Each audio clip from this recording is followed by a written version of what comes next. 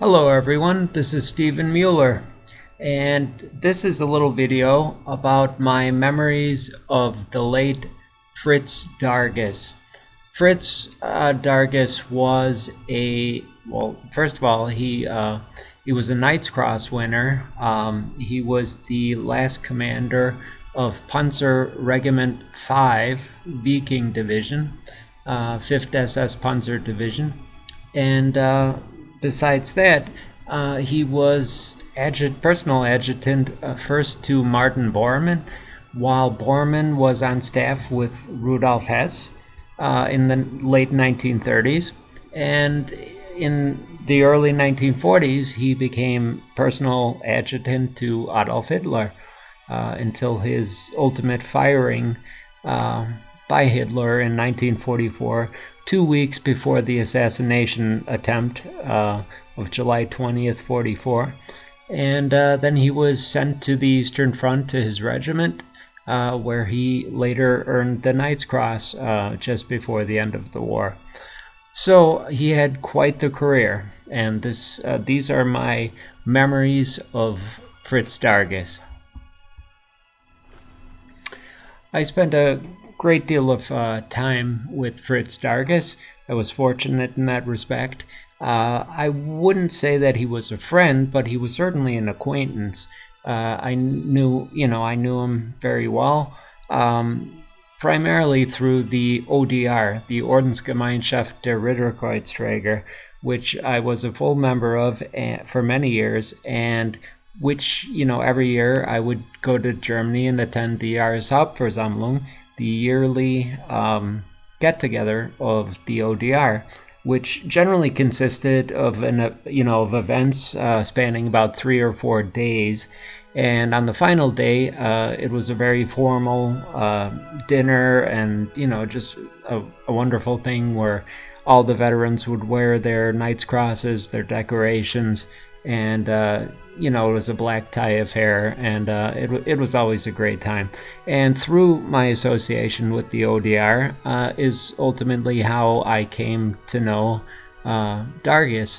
And from over the years, I have many memories.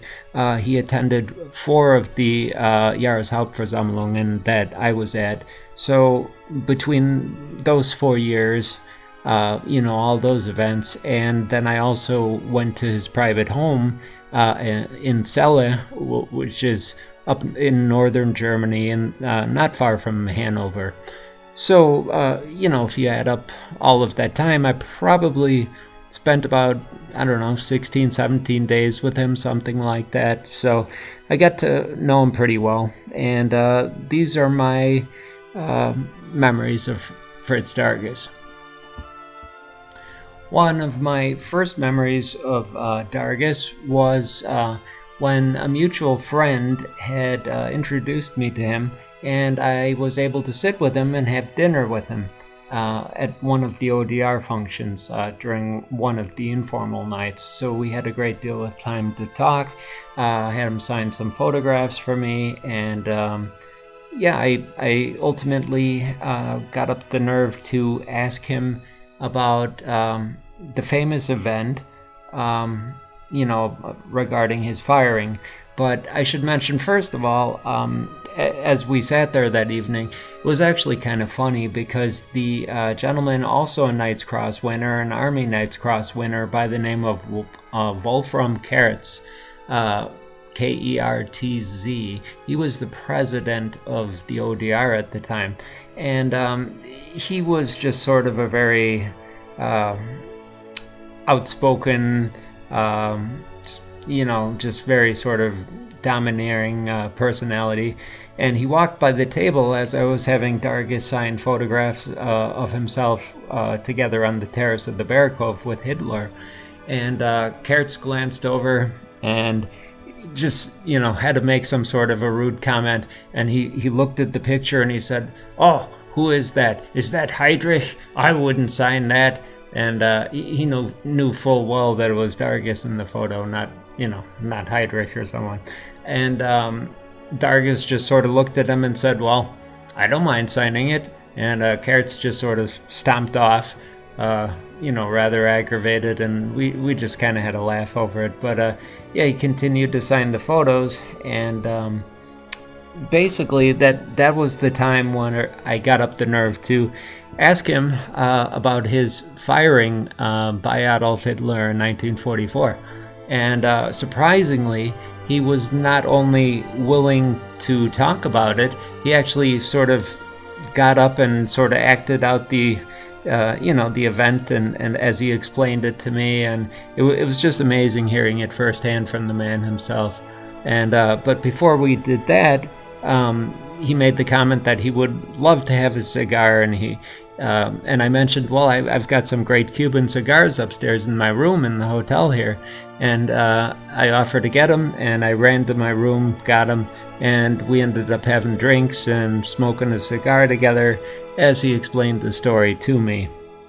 And yeah, ultimately, he explained the entire event, and it's the famous event where they were at the Wolfschanze, the Wolf's Lair on the Eastern Front, and this is about 2 weeks before the assassination attempt. And he said, yeah, I was standing across from Hitler and all of the field marshals, and it was a very tense situation conference. And he said we had the windows open because it was very hot, very humid. And he said a large fly, and a dicke brummer is what he called it, a large buzzing fly entered the conference room and began flying around Hitler's face and landing on the map and just generally annoying Hitler. And so Hitler turned to Darges and said, Darges, get rid of this fly. And Darges, being quite the character that he was, rather foolishly though in this situation, sort of responded to Hitler, and he said, well, this is an airborne creature, why don't you have von Bellow get rid of it, since he's the Luftwaffe adjutant and this is an airborne creature. And Hitler just sort of gave him a look, kind of like what a stern, annoyed parent would do, when looking at a child, just as if to let him know that he's in trouble. And he said Hitler didn't say a word to him, just sort of gave him a look and continued on with the conference. And at the end of the conference, as everyone was leaving the room, he said to Darges, hold on, I'd like you to stay behind for a second. And once everyone had left the room, he just sort of simply and coldly said to Darges, you can report to your regiment on the Eastern Front tomorrow. Goodbye. And that was it. And but Darges said, it was rather arrogant and foolish of me to have made that comment. I greatly misjudged the mood. And I was thinking, yeah, do you think? that was incredibly, foolish of him to make sort of a ridiculous comment like that. But anyway, he went on to say that, he said that fly more than likely saved my life, which it may have. And I said, well, not necessarily, because I'm very good friends with your successor, Otto Günsche, who you obviously know also. I said, and he survived the bomb blast. And Darges said, yeah, but then again, I may also have been killed had I been present. So yeah, he may be correct in saying that the fly actually saved his life. But anyway, that's the truth of that famous story, and I heard it straight from the horse's mouth, so you can take that to the bank. Another time, at another meeting of the ODR, we had sort of small hotel rooms this one particular year, and it was late in the evening, and it was the first day of the event, and so I had just arrived late at the hotel and retired early and was going to sleep, and I hadn't seen any of the other comrades or any of my friends or anyone at the event yet. And as I was laying in my bed, which was right up alongside the wall, I spent half the night just sort of agonizing over trying to sleep, because on the other side of the wall was someone snoring like an ox, snoring quite loudly, and I had no idea who it was. And I sort of banged my elbow into the wall to try to, get the person on the other side of the wall to stop snoring. But the following morning, when I got up, and I was just about to leave my room, I heard a very familiar, sort of loud, booming voice on the other side of the door, at the room next door. And sure enough, as I peeked out of my room into the hallway, it was Fritz Darges, and he had been the person that was snoring on the other side of the wall the night before. So that was sort of an amusing story. And Fritz always spoke in a very loud tone of voice because in his old age he couldn't hear very well, and he also couldn't see very well, which is why, if you've ever seen any of his autographed photos, his writing, it's very distinctive, let's put it that way. Because his eyesight wasn't very good and his hearing wasn't very good, but his mind was still extremely sharp. Another time, Darges explained to me how he first came into the inner circle at the time, and that began because he was, at one point in the late 1930s, he had been appointed as adjutant to Martin Bormann, who was not yet a Reichsleiter, but was on staff with Rudolf Hess, who was Stellvertreter des Führers at the time, which was an extremely high position, as Darges said. And so he actually accompanied Bormann and Adolf Hitler to Bayreuth, to the Wagner festival that Hitler attended every year. And while there, he got to know Hitler and sort of earned his trust, and it just sort of went on from there. And then the following year, in 1937, Hitler was taking a trip to Rome to visit Mussolini, and Eva Braun had commented to Hitler that she and her girlfriends wished that they could go along for the trip, but of course they weren't allowed to appear in any official capacity in the vicinity of Hitler when he was making a public appearance, because their relationship was to be kept private.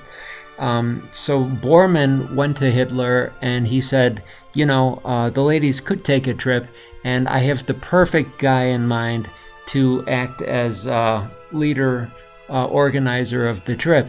And that's SS officer on my staff named Fritz Darges.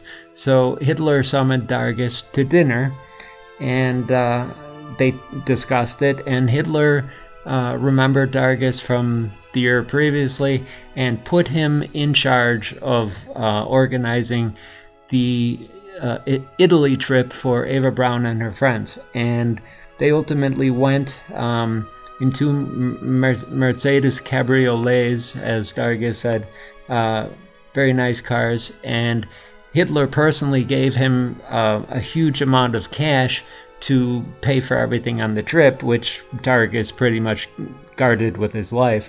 And so they drove all through Italy, to Rome, and then to, I believe, Naples. I believe he even said Pompeii and a couple of other places. And then they drove back, through, Italy, through Austria, and eventually ended up back at Berchtesgaden, so, at Obersalzberg. But, during that trip, Darges, coordinated everything for, he took Eva Braun, her sister Gretel Braun, as well as Frau Brandt, the wife of Dr. Brandt, also Mr. and Mrs. Morel, the personal physician to Adolf Hitler and his wife, and I believe one or two other people. And apparently they had a very good time, and Hitler had also been trying to fix up Darges with Eva Braun's sister, Gretel, but Darges had no interest in her whatsoever. And while he was slightly inebriated one evening, he made the remark that he had, quote, no desire to become the brother-in-law of the Führer.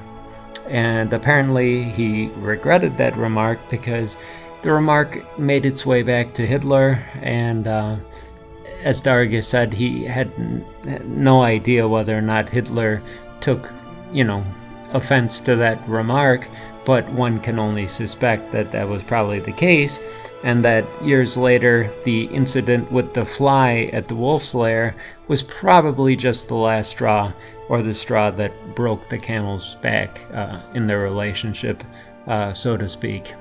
But anyway, those are my probably most important memories of Fritz Darges, and the things that I discussed with him most often.